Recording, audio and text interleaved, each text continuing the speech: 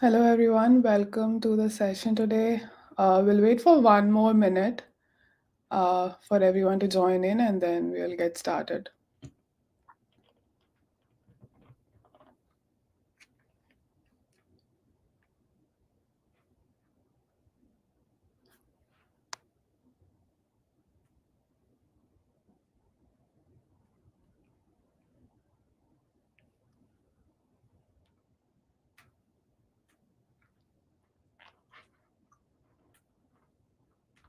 Okay, let's wait for another 30 more seconds and then we'll start.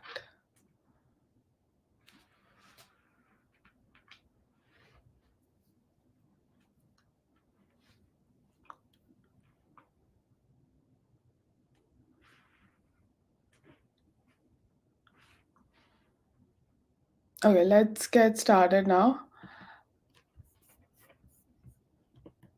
So, today is the day 3 of our 5-day session of covering all the system design topics. So, for today's topic, we are going to cover the low level design.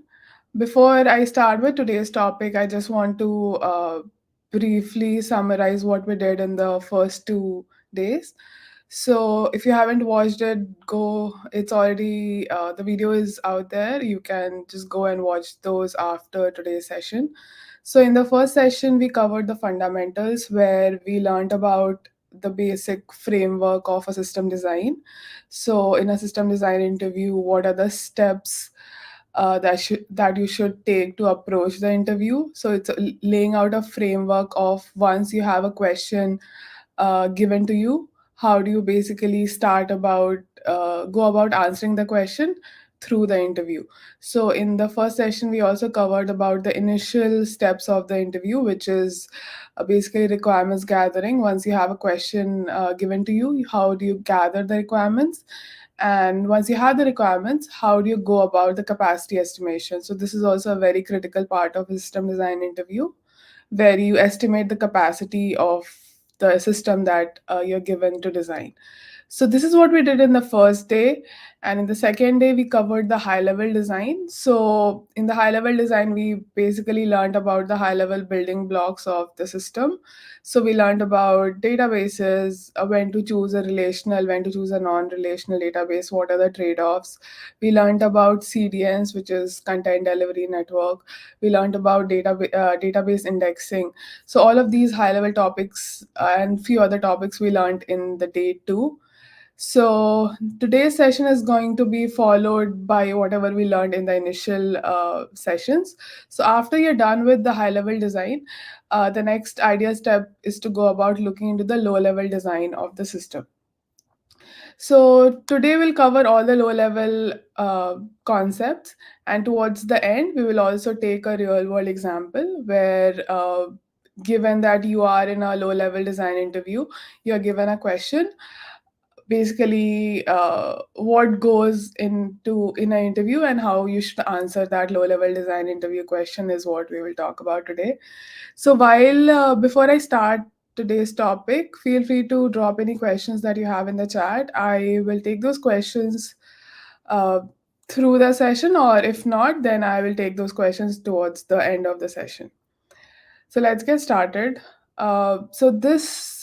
The first topic, which is the very basic topic, I am not going to uh, go in detail about these topics because this is very basic, and I think most of you would already know about these topics. And in case you don't remember any of these, feel free to go just revise all these concepts. So yeah, the basic building blocks of any object oriented programming are attributes, method, classes, objects. And then there are certain principles which we follow in object oriented programming, which is encapsulation, abstraction, inheritance. Then there are like multiple types of inheritance: single, multiple, multi-level. There is polymorphism. There are again multiple types of polymorphism. So we are not going to discuss about all of these in detail. This is should be very simple and straightforward. So these are the topics which are definitely the prerequisite, and most of you would already know. If just go and revise that if you just don't remember any of these. So we'll get started with some advanced topics. So the next is the object oriented design.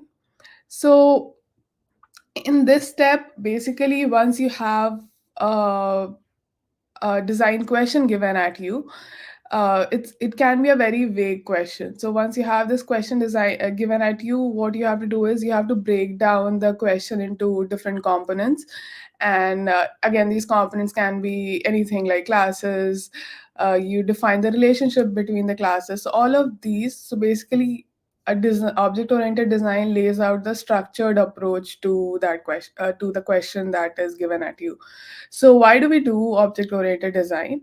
So it's extremely easy to understand, which helps in creating models of complex problems. So essentially, it breaks down a large problem into small individual chunks. Now, concepts such as inheritance help make the data reusable and scalable. So oftentimes, the same code is going to be reused in a lot of times in the same design. So to promote reusability, we go for object oriented design.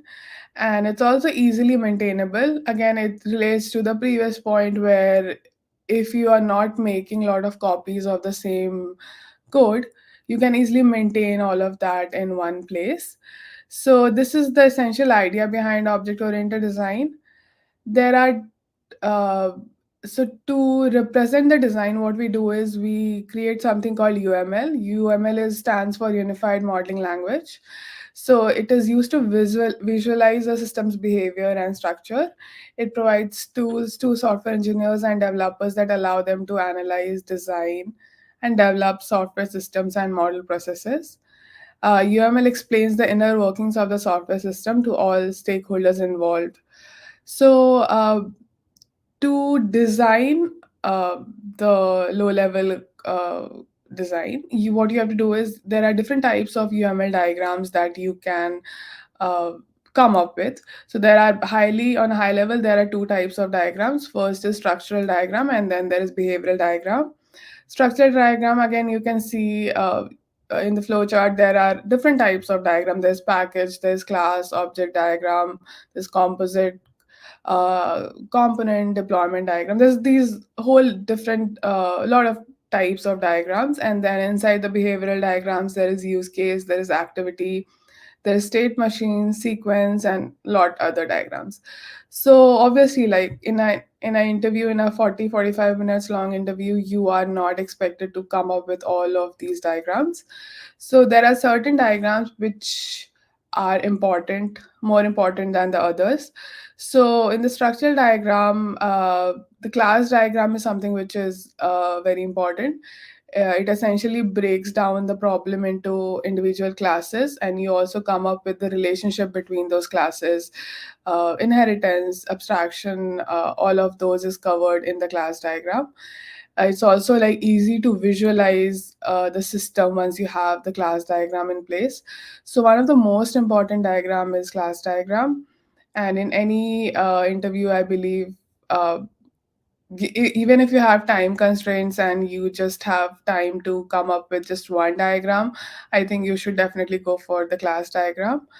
uh, Again, after class diagram, the other important diagrams can be use case diagrams. This is also very important, where you break down the system into basically individual use cases. You also come up with actors. Actors are basically individuals who perform certain actions in the system. So you come up with actors, and you also then follow up with use case, whatever use case those actors are supposed to do.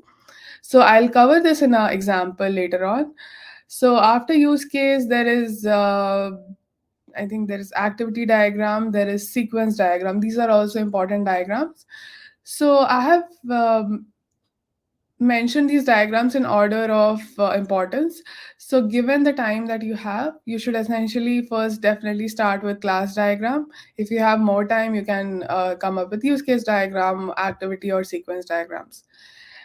It is also a good idea to ask during the interview as well.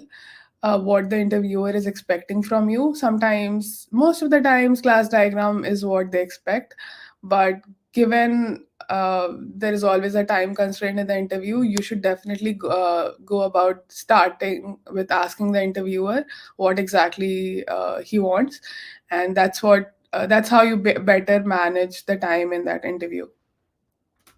So yeah, this is a very high level about the object-oriented design. I am not going to go into detail about what is class diagram, what is use case diagram. It is also fairly simple, and there are a lot of resources that you can read about it.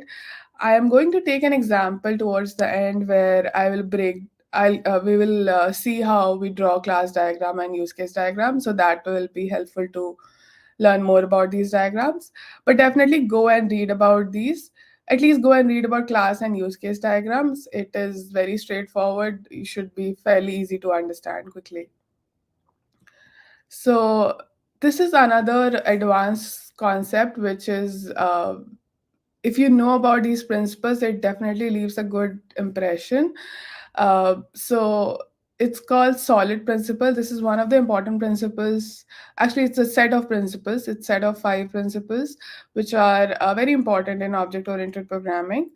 So the solid, all of these 5 letters, SOLID, stands for 5 different principles, which we'll talk about in a few minutes. So why do we do solid programming? These principles, the whole idea is to reduce tight coupling of code, which reduces error, so that there is flexibility between the code. You can easily modify or extend the code wherever required and reuse those codes. The second point is it reduces the code complexity for future use. The third is it produces more extensible, maintainable, and understandable software code. And the fourth one is it produces the code that is modular, feature specific, and it's extremely testable. So again, these are the advantages are fairly straightforward. It is same as any object oriented design. But what this does is it lays out a framework for you. So it essentially breaks down into 5 different principles. And whenever you are coming up with a design, it's easy to map your design and see that all the 5 principles are addressed here, and you're not violating any of those five principles. So that's the whole idea. We'll start off. We'll go in detail and learn about all these 5 principles. So the first is first of the solid principles is called the single responsibility principle. Uh, in this principle, yeah, what does it means is each class should be responsible for a single part or a single functionality of the system. So let's look at the example here on the left side. We have 2 classes. First is the superclass is book class, which has a name, author name, year, price, and other attributes related to a book. And then we have an invoice class, which extends and uh, there is again a book object, there is quantity, there is discount, there's tax and total. So these are the attributes. Now let's look at the methods inside this class. So the invoice class, again, invoice is a constructor here. We have 3 methods here inside the invoice class. It's called calculate total, which means it calculates maybe the total price of the book. The second is the print invoice, which prints the invoice. The third is save to database. So here you can see the invoice class is doing 3 different tasks. So the first is it calculates the total, second is prints invoice, and third is saves to the database. So these 3 are not essentially tightly coupled with each other. So if somebody looks at the invoice class, they are not able to make out what exactly this class does. On a high level, you can say that it maybe does something with the invoice related to the book and something with calculating the price. But beyond calculating the price, it's also printing the invoice, it's also saving it to the database. So this is where it violates the single responsibility principle, where you have to have just one functionality in a particular class. So how do we solve this? So the one on the right, what it does is it breaks the invoice class into two different classes. We have an invoice printer class and an invoice storage class. Now, the printing and the storage, the saving to the database part, is split across two different classes. So, the first class, invoice class, does the printing of the invoice, and the second storage class is saving the invoice to the database. So here the our super class, which is the invoice class, is just calculating the total invoice. So here if somebody looks at the class diagram, they can very clearly, very easily able to understand that invoice class is just calculating the total invoice, and then the invoice printer class is printing, invoice storage class is storing the invoice. So this is what you should ideally be keeping in mind when designing the system. The one on the left clearly violates that, and once when you're coming up with a design, just try to think of uh, what the different. Usually, what ends up is what they did on the left side. There are certain functionalities related to invoice, and we try to put all of them in one class. So once you're coming, you can start off with the one on the left, and once you see that there are lot of different non-related functionalities that the invoice class is doing, that's when you can think of the next step, which will be breaking down that class into multiple subclasses and then use that to extend the superclass. So this is all about single responsibility principle. It's also very straightforward. It's easy to figure out if you are violating this principle, and it's also one of the most I would say easily violated principle. Oftentimes we try to club lot of features together in a class. So we'll move on to the next principle, which is the open close principle. So in the open close principle, software components should be open for extension but closed for modification. So what this means is once you have a class design ready, later, let's say a year later or a few years later, there are times when you want to expand the system. When you are expanding the system, you shouldn't be uh, going back and modifying the existing skeleton of the class. So, just to better understand, we'll look at the example. So, the one on the first, the top left, we have a volume calculator class. So what it does is, so we have two classes. There is cuboid and then there's calculator. The cuboid has length, width, height, and the volume calculator, it calculates the sum of the volume of all the cuboids. So it just has one function which calculates the volume. So let's say initially we are designing a system where we just have one use case where we want to calculate the volume of cuboid. So this is what you come up with. Now, sometime later, you also have a new requirement where you also want to calculate the volume of cone.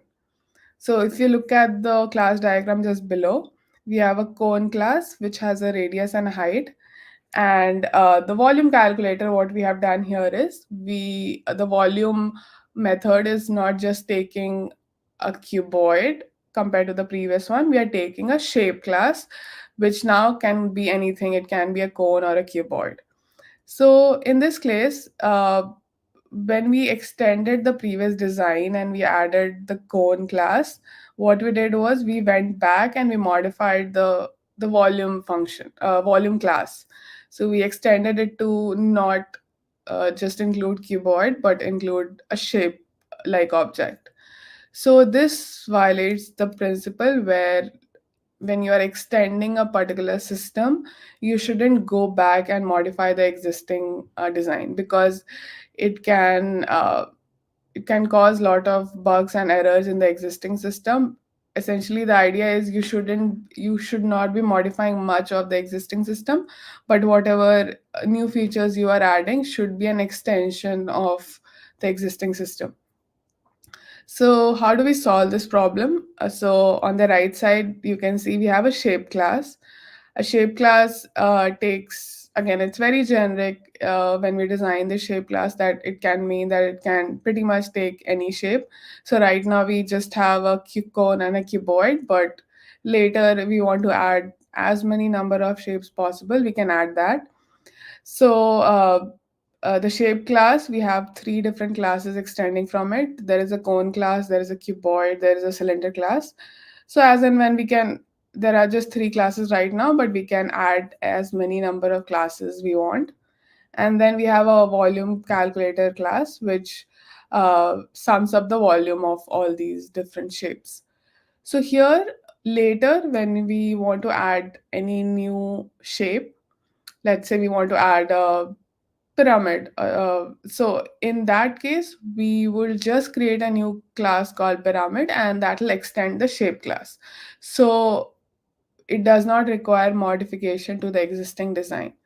So that is what is meant by open close principle. This is also a very straightforward forward principle. So once you're designing uh, any class, just make sure that you don't use any some specific constraints in the, at least in the super class or in one of the higher top tier level classes like the volume calculator.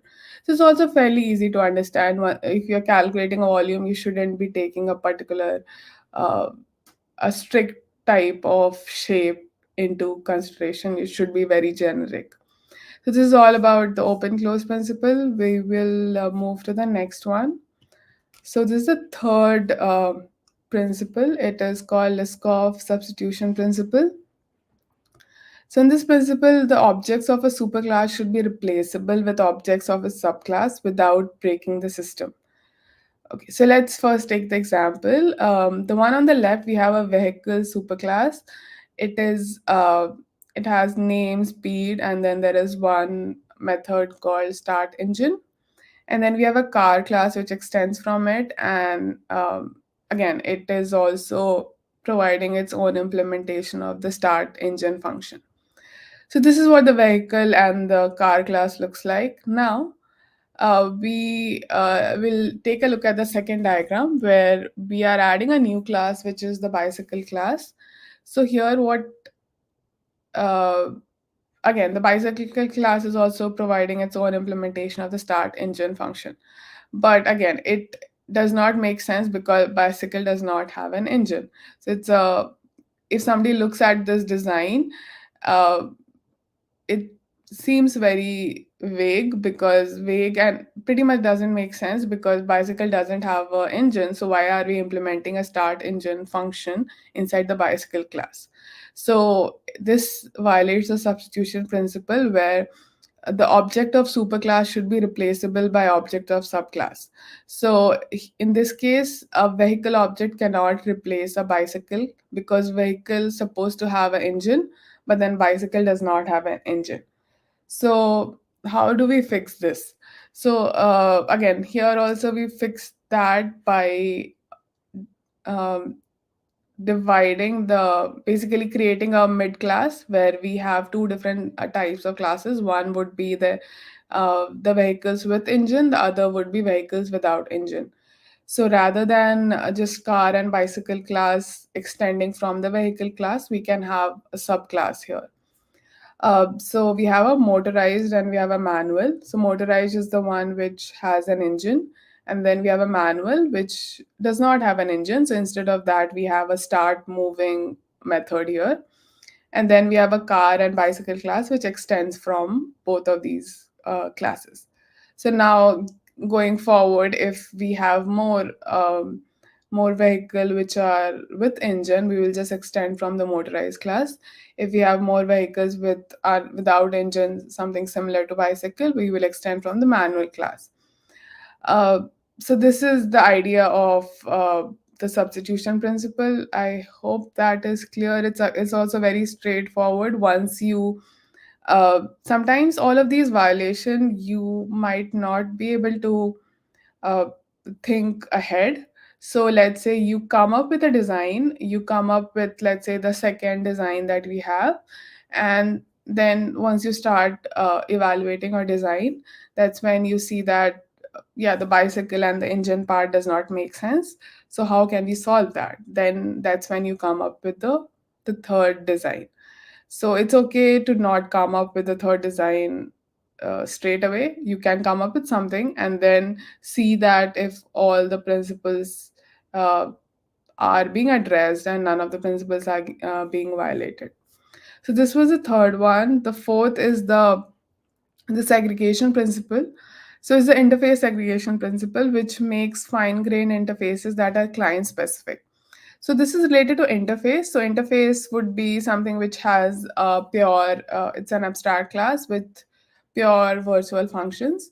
So we have a shape class which has a area function, which again it calculates the area of the shape. And then we have two different classes which implements the area. We have a square class which implements the area for the square, and we have a rectangle class which implements the area for the rectangle. So now, if you look at the second one, now in the shape class, we are adding a rectangle shape. So it is, no, sorry, we are not adding rectangle, is already there. We are adding a cube shape, which is a 3D shape. So in 3D shape, we don't just have an area, we also have a volume. So we go back and add that volume in our abstract class, and we implement that in the cube class. But given that our main interface, which is the shape, is an abstract class, so everything inside that class would be a virtual function. So you have to implement that in all of these child functions, sorry, child classes. So after you added volume, now you have to implement the volume function in a square class or also in a rectangle class, which does not make sense because square and rectangle are two-dimensional objects, so they don't have a volume. So in this case, this violates the principle where basically does not make sense to have a volume class inside an abstract function and have a two-dimensional object extend from it. So what we do is we do something similar to the last one where we split it into two different types of classes. We have the shape class will extend from two different classes, which is a two-dimensional shape and a three-dimensional shape. So all the 2D shapes will go inside two-dimensional and the 3D shapes will go inside three-dimensional. So in this case, we can see that the area is only inside the two-dimensional and the volume is inside only three-dimensional. So it's not there in the super class. So in this case, once the cube class implements the three-dimensional shape, it only has to implement the volume function and doesn't have to implement the area function. So in this case, it does not violate the segregation principle. So, yeah, this is all about the segregation principle. Now we'll come to the last principle, which is the dependency inversion principle. So, what this means is it ensures that the high level modules are not dependent on the low level modules. In other words, one should depend upon abstraction and not concretion. So, what it means is let's look at the example on the left. So, we have a headmaster class, it contains three attributes: teacher, assistant, helper. And then we have three methods, which basically adds teacher, add assistant, add helper. And then we have three different classes: teacher, assistant, and helper. So, here the headmaster class has to be aware of all of these low level modules.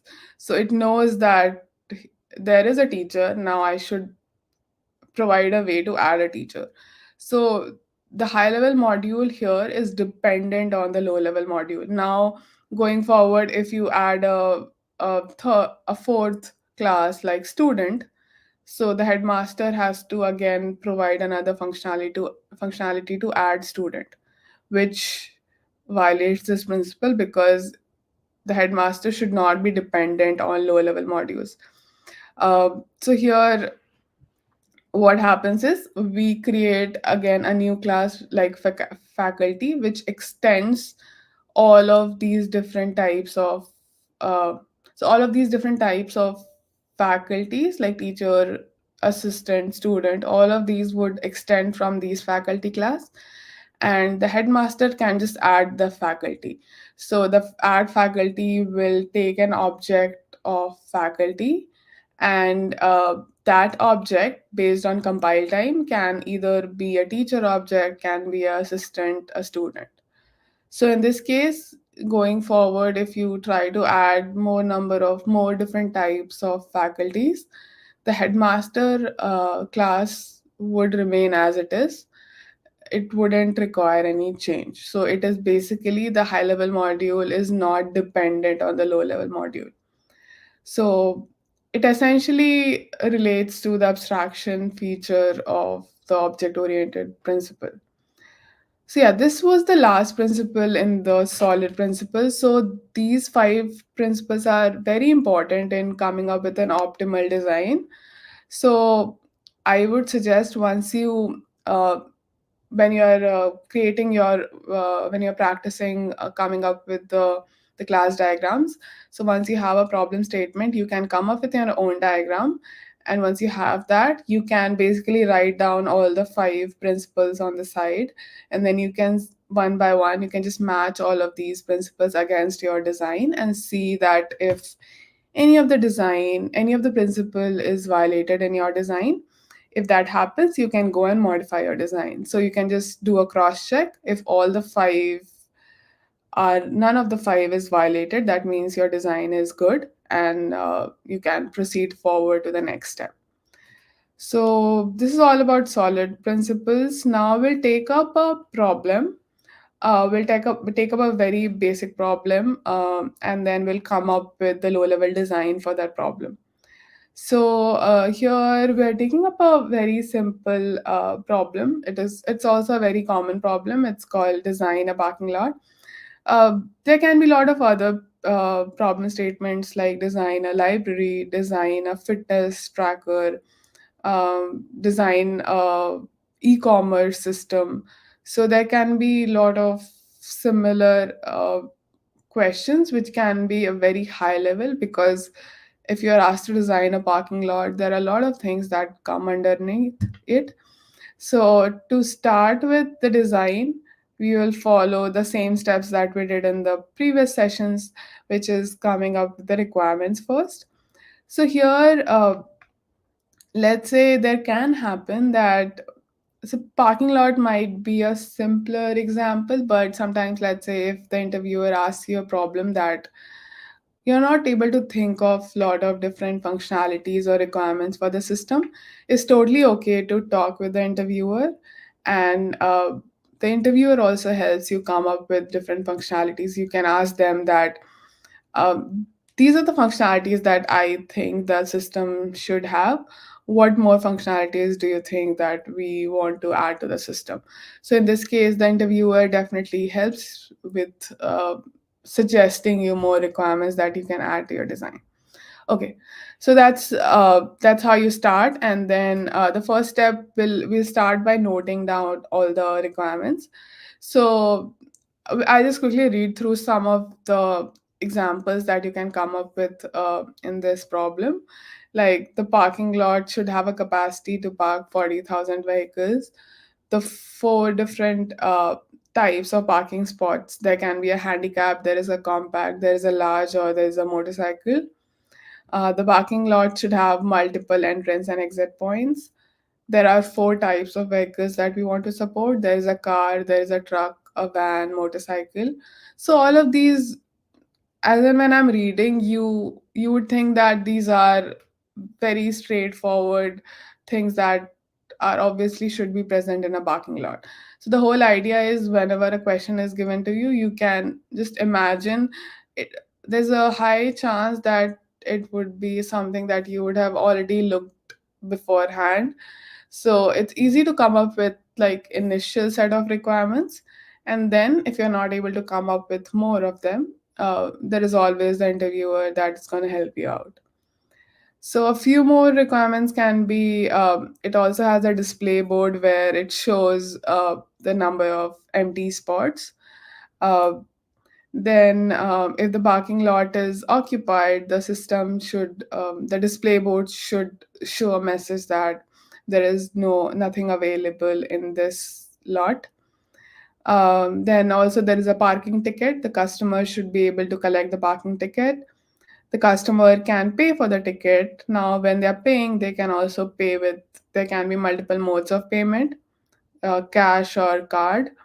And then how there can be also, with payment, there can also be like a payment rate. It can be an hourly rate or it can be a daily rate, depending upon how you want to do it. So yeah, these are, once you imagine a parking lot, these are a very basic high level sort of requirements that should come to you.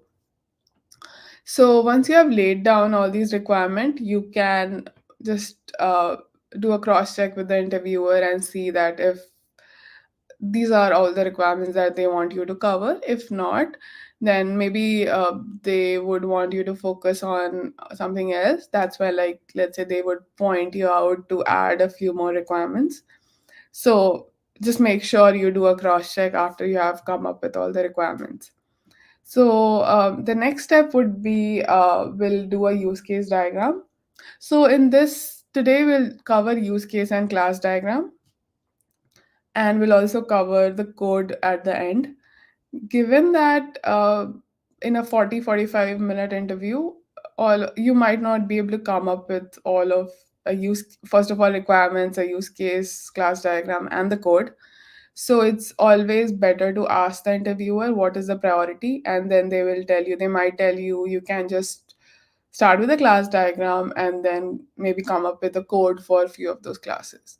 So depending upon the time you have, you should definitely check with the interviewer and see what they exactly want, because you don't want to waste your time on, let's say if they are not interested in the use case, there's no point in for you to come up with a use case diagram. So we'll see a basic use case diagram for this example. So here in a use case diagram, we come up with a system. Our system here is a parking lot.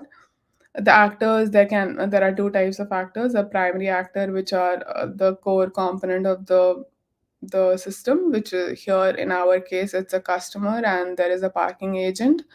So the customer can, as it makes sense, they can park the vehicle, they can make the payment before they exit, and the parking agent will assist the customer perform all these tasks. They can assist them in paying the ticket or any other functionalities that the customer needs help with. And then there are secondary actors. They can be admin or a system. Admin, basically, let's say you're adding more spots in the parking lot, admin can help add those spots in the system. And the system is, again, the overall, the most high level part of this parking lot. So these are the actors. Now we will, on a high level, based on the requirements that we collected in the beginning, we have to try and map all these requirements against these actors. So, like, an admin can add a spot, add an agent, add, modify the payment rate. They can add entry exit panels. They can update the account. They can log in, log out, view account. The customer can take the ticket, scan, pay by cash or credit, and then park the vehicle. The parking agent can update, login, view, take, scan, pay, all of these feature. And system, which is the most high level, can assign parking spots to the vehicle. It can also remove a spot, and if the spot is empty, it will show it's full. If not, it will show that it's available. So uh, this should be very straightforward. Once you have come up with your actors, you already have your requirements in the beginning. So it just, you map the actors with the requirements. So now we'll see the use case diagram. So in the use case diagram, we basically have the system as a whole, which is the parking lot. Then we have all these different actors, which is parking agent, there is customer, there is admin, there is system. And all these all these use cases that we laid out for a particular actor, you can see we have a bubble for each of these use case. And we can, let's say, take one of these actors. Let's say, let's look at the parking agent, which is in yellow color. You can see they can log in, log out, they can view account, they can update the account, and log in, log out. Again, it's also related to admin. Same for view, because admin also has these functionality. And now, if we look at the customer actor, the customer can take a ticket. Uh, they can scan a ticket. Once they have scanned, they can pay for a ticket. They can pay via cash, credit. So this is what they can also park a vehicle, which is at the end. So this is the, again, it's just mapping of the use cases that we listed down before. So this is also fairly straightforward. You can just read about, if you're not familiar with the use case diagram, the basics, like all these the different arrows, the lines. You can just read about it, and it should be fairly straightforward. It shouldn't be anything difficult to come up with. The next, we'll talk about the class diagram. So in the class diagram, what we do is we lay out the different classes of the system. Once we have laid out the different classes, we also come up with the relationship between all these systems. So we'll talk about few of the classes. Let's say there can be a vehicle class which has the attributes can be a license number, and there can be a method which is assign ticket. We have all these different vehicles. We listed already that there we are supporting 4 different vehicles. So car, truck, van, motorcycle, all of these would extend from the vehicle class. The second class can be a parking spot. A parking spot is, obviously, there will be an attribute that uniquely identifies that spot. So there will be an ID. We can have a field which determines if the spot is free or not. So we'll have a boolean for that. Then, as we discussed, there we want to support 4 different parking spot types. So all those 4 are extended from this parking spot. So we'll have few more classes. Like there's an account class which uh, both the admin and the parking agent will have an account. So the account class will have a username, password, and admin can add parking spot, display, add entrance, add exit. So all of these are inside the admin methods. And then we have a parking agent where they can process the ticket. The next class can be a display board class where you would see all the spots in the board. So again, there can be multiple boards. So let's have an identifier for all these boards, and we can have a parking spot in a particular. Let's say we have one display board for all the floors. So one particular ID will contain the map of all the spots available on that floor. We can also add spot and check if the spot is available or not. The next can be a parking lot, which the parking lot will also have an ID, and it can have a name, address. It can also have like an add entrance, add exit. Get parking ticket is full when the entire parking lot is full. So these are like few of the classes. There will be more classes. We are not going to dive deep into that. So once you have all your classes identified, you also have to come up with the relationship between these classes. So here we can see all of the classes that we discussed before are coming together. So in the center we have the parking lot, and all of these the other classes like entrance, parking ticket, exit, parking rate, display board. All of these compose this parking lot class. So here, once you have come up with your class, ideally, it is just about connecting all these classes together and coming up with the class diagram. So you can also go and read about what are the different types of relation. So here you can see all these different kinds of arrows between these classes. So essentially there are just three or four different types of relations. So it should be fairly straightforward to understand how these classes connect with each other. So yeah, this is about the class diagram. Usually between the use case and the class diagram, uh, it's better to come up with a class diagram because the class diagram is more understandable and also more gives more breakdown of the entire system in a structured way. So if you have time constraint, you should definitely come up with the class diagram before. And if you have more time, you can follow up with the use case diagram. So we look at the code now. We look at the very high level code of all these different classes. So to start off with, on the left, we have enum. So all these different constant values that we have, we should have an enum for all of those. So let's say a payment status, a payment can either complete, it can also fail. There can be a pending payment, or if it's unpaid, or if it needs a refund.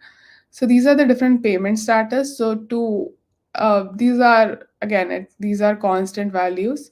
So it is advisable to have an enum for all of these constants. Same for the account. Like an account can either be active, closed, cancelled, blacklisted, or we have a general identifier called none to provide a default status. So yeah, it's the idea is to basically examine the different constant values that you have can have in your system, and then you can have an enum for all of those, and then you can use these enums inside the class. Basically, when you are creating the attributes, you can use all these enum classes. So we'll look at a few of the classes. So let's say the parking spot. So coming up with the code should be fairly easy once you have your the class diagram. So here, when we looked at the class diagram, we had at least 7 to 8 different classes. So it not might not be possible for coming up with the code for all the different classes in the limited time in an interview. So it is also a good idea to ask the interviewer. So I'll just go back to the class diagram. So once you have this class diagram, it is perfectly advisable to ask the interviewer that which class that you do you want me to focus on, and then you can go to that particular class or a set of classes and you can write the code for those classes. So let's say for the parking spot, we again, I'm not going to talk about all the attributes, we already covered it. Depending upon let's say the parking spot was again extended by four different there were like four different type of spots. So we created a virtual function here, and then we are extending the main parking spot uh, by all these four different classes. You don't see all the four here. I've just listed the two classes, and the other two classes will be similar. And once you are extending it, sorry, you're implementing it, and you also have to implement the virtual function, which is the assign vehicle function. So this is parking spot, then you have vehicle. Same as parking spot, inside vehicle you have a virtual function. You have four different types of vehicles that extend from this function, so you're implementing all of those four functions here. um, the next would be an account. Again, these are the attributes of the account, we already discussed those. We have a virtual function, and then which resets the password, and we have an admin or a parking agent extending the account. So you um, first of all, you would provide the implementation for all the virtual function, and you will also add functions to implement any additional functionalities of those subclasses. On the right, we have the display board. We will have all these attributes. We have we have a display board constructor, and then we have add parking spot, we have show free slot. The next class is the parking rate, which has the two attributes, which is hour and rate. So we will store the number of hours the vehicle is parked, and then we'll have a rate, and then we have a calculate function. Then we have a parking ticket where we have all these different attributes, and a parking ticket it comprises of vehicle, payment, entrance, exit. So you can see that the member variables for these the parking ticket class, it contains object of all these classes, which is vehicle, payment, entrance, and exit. Um, yeah, so these are some of the classes. We have not listed all the classes here, and I want to talk about the main class, which is the parking lot class. Um, so it uh, lists down all the different attributes that we have. We have name, address, there is parking rate. So the parking rate is the object of the parking rate class. Then we have list of entrances, exit, tickets. There's a parking lot class, sorry, parking lot object, which is assigned as null. Then there is a constructor. There is then on the right we have the member functions, which basically creates the instance of the class. So this is a very again high level about the code here. So one thing which in the interest of time we don't have much time to cover today, that is also very important, which is the design patterns. So maybe I can cover that in day 4 or 5. So that's also very important, where there are essentially three different types of design pattern. There is creational, there is structural, there is behavioral design pattern. So here, the parking lot is designed based on one of the creational pattern, which is singleton design pattern, where the idea is we basically just want to have one instance of the parking lot class, so that uh, the whole idea is we don't want multiple instances of the parking lot running parallelly, because it can just let's say if one parking lot object is trying to uh, book a particular slot, uh, then what if like the other parking lot object also tries to book the slot at the same time? So we don't want that race condition. So in that case, for this particular use case, the best idea is to have a singleton class for the parking lot. And this is how to come up with the singleton class, you would have a constructor which will basically, sorry, not the constructor, you would have like a static variable, which means that you can just create one object of this particular class. So yeah, this is the whole idea for this example. uh, you can, I would also suggest everyone to read about design patterns. uh, Design patterns are a bit tricky, so whatever we studied today, I think compared to these, it can be a bit more difficult to understand.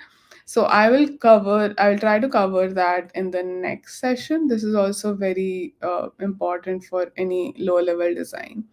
It is also very important, like any of your projects, that let's say if you are in college, any of your projects that you're working on, or if you are working in a company, so any of your work projects that you're working on, this will also be handy. So you should always try and learn about the design patterns, and when you're coming up with the design for your project, it is a good idea to follow and map the design patterns, understand which pattern will make more sense in your particular use case. So I think we have come towards the end of the session. We uh, This was again all about the low level design. We will in the next Okay, before talking about the next, I don't see any questions in the chat. Feel free to ask if you have any questions. We can address that. Um, Meanwhile, I can. So, in the next session, which is going to happen next Saturday, we will talk about some of the advanced system design concepts. So, I'll talk about the design patterns, and I'll also talk about some of the high level advanced topics. We'll talk about like Kafka, we'll talk about messaging queues, and given the time we have, we'll also talk about some of the other advanced topics. So, yeah, if there are no more questions, we can. I don't see any questions right now. We can um, end the session here. Thank you for everyone joining the session today. Hope you got to learn a lot about low level design. I would suggest if you are new to low level, whatever topics we covered, you should go back and read about those topics. And once you grasp those concepts, I think it will stick with you and should be okay for you to quickly come up with a low level design anytime, any project that you're working on. Okay, I think we'll end the session now. Thank you, everyone. Bye.